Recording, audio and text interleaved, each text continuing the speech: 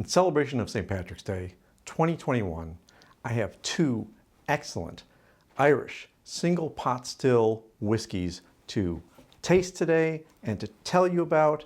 And as is the tradition of St. Patrick's Day, I'm wearing oh,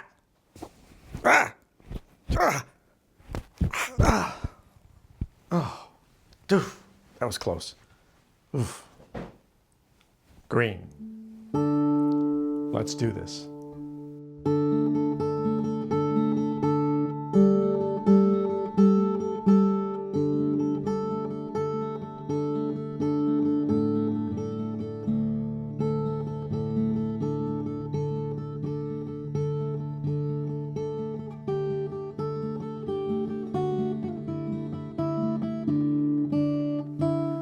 Welcome to Whisky Riffs. I'm Kevin, and now that I'm dressed appropriately, have the proper green, let me introduce you to two of my favorite pot still Irish whiskeys. Now, single pot still whiskeys have a unique flavor to them because of the way they're distilled.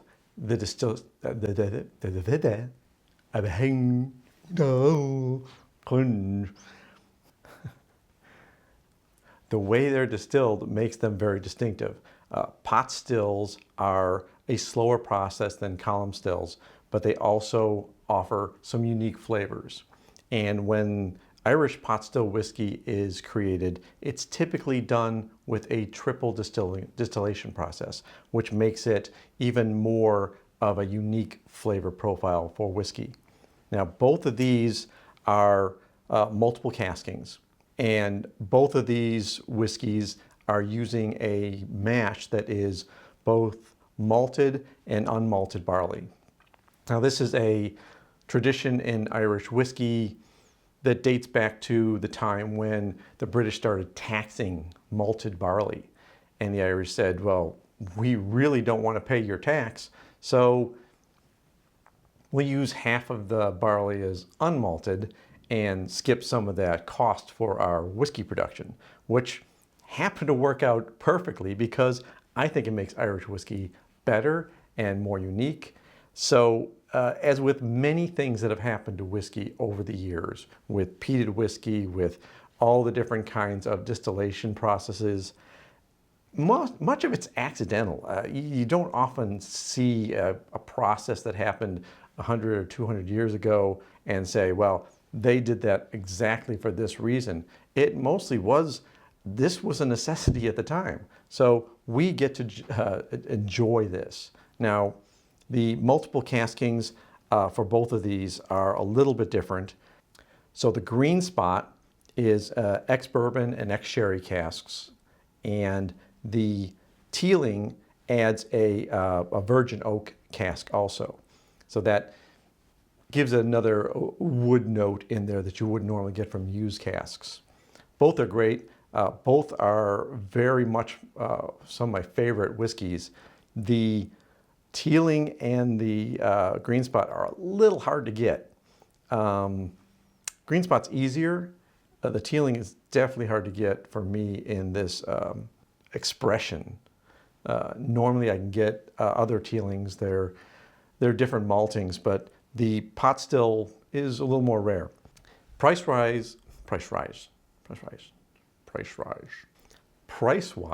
they're about the same. The Teeling, the last time I got it, was about $62, around that range.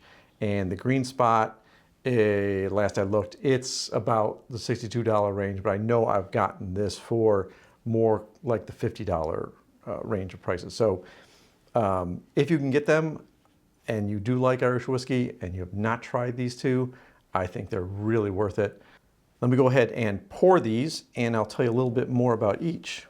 Teeling is a distillery that started back in 2015 when two sons of the original family that started Teeling whiskey, so their father actually started Cooley Distillery about 30 years prior to this one, and their great-great-grandfather started a Teeling distillery.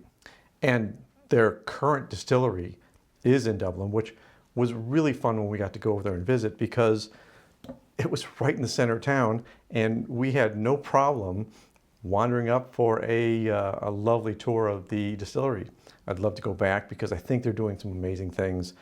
The Green Spot is a little more common of a whiskey from a Mitchell & Sons heritage that way back in the day, they were a distribution network. They were wine merchants.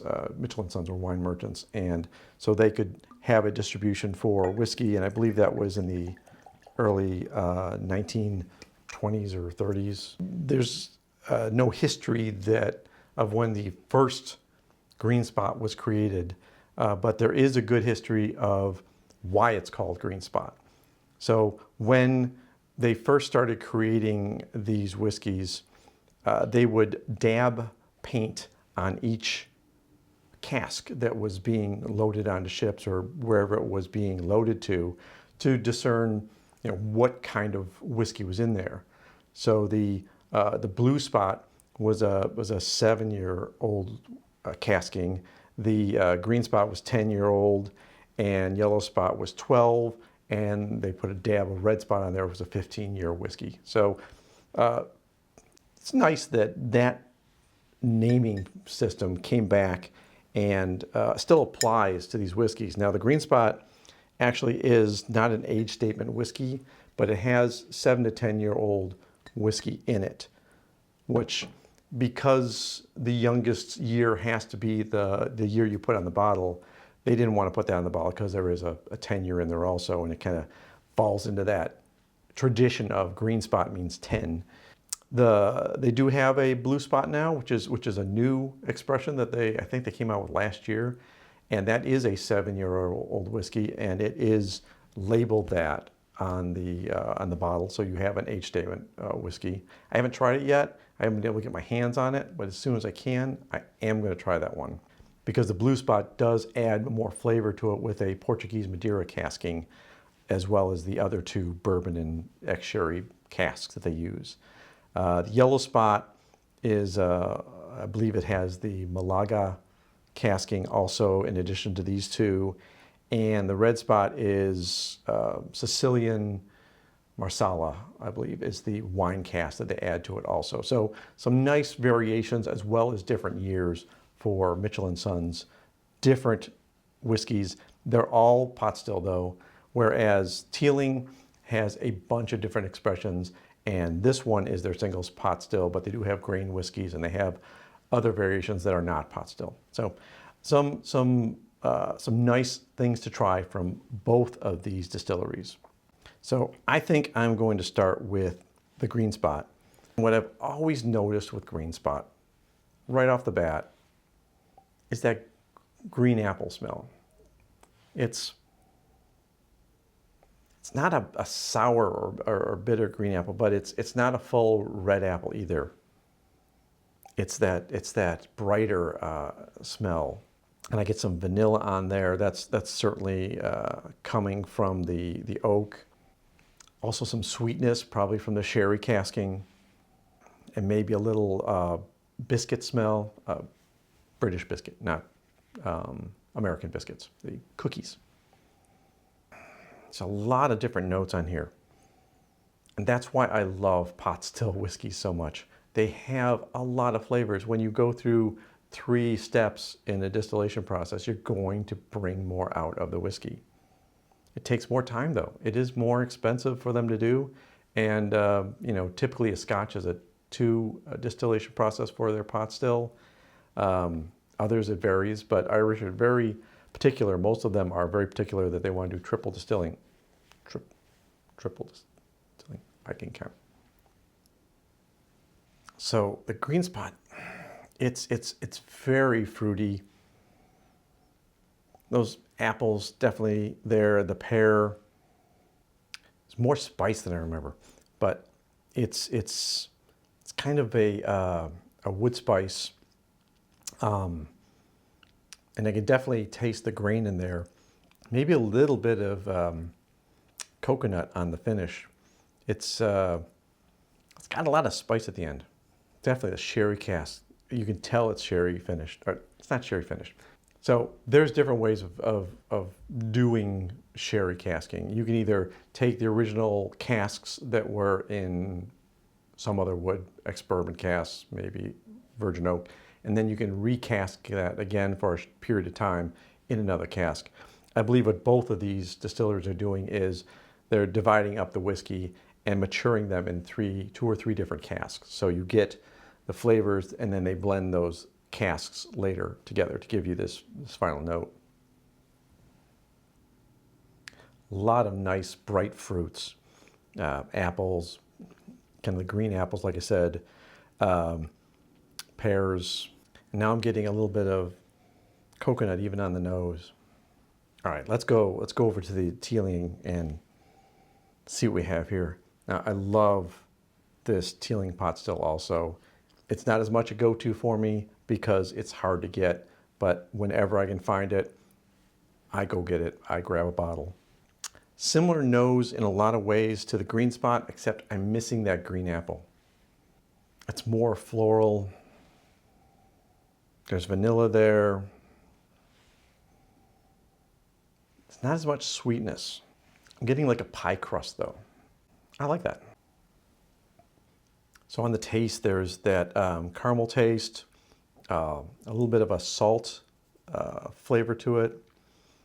It's very spicy, a little bit of dark chocolate, and some of the same fruit flavors as the Green Spot, including the pears for me,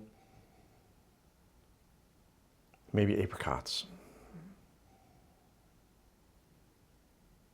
And I could definitely tell that sherry influence, especially on the nose now. After tasting it, going back in for another nosing, really is that sweetness. It's very pleasant and just a warm hug for me on a pot still whiskey. The finish has some coffee notes, some espresso notes, and it's not as spicy a finish as the Green Spot. Yeah, I'm definitely getting more wood spice on the finish for the Green Spot, where the Teeling has a softer finish. Getting a little bit of a nutty flavor, roasted nuts on the Teeling, whereas the Green Spot is more of a sherried finish for me.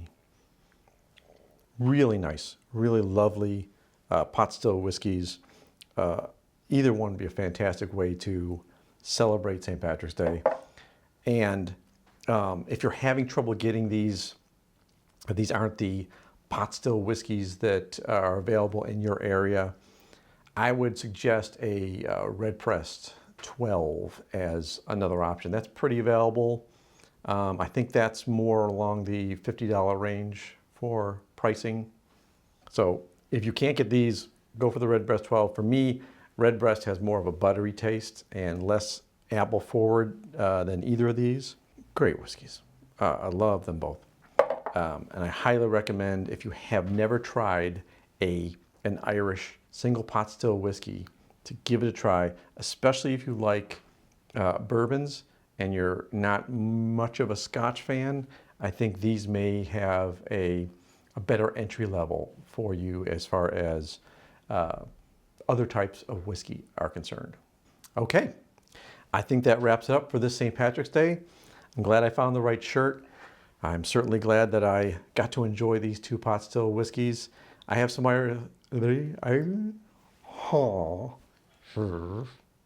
so good with the talking today. I have some other Irish whiskeys that I really want to review, and they're in my cabinet awaiting a turn. But I thought, you know, for St. Patrick's Day, I want more traditional. So here we are. Thank you for stopping by. If you enjoyed this video, give me a like, hit subscribe, bang the bell if you want to see more videos like this, and take care of yourselves. Be safe on St. Patrick's Day. I know a lot of you aren't able to go out anyway, so enjoy that extra dram while you're home, safe, without driving, and Slàinte.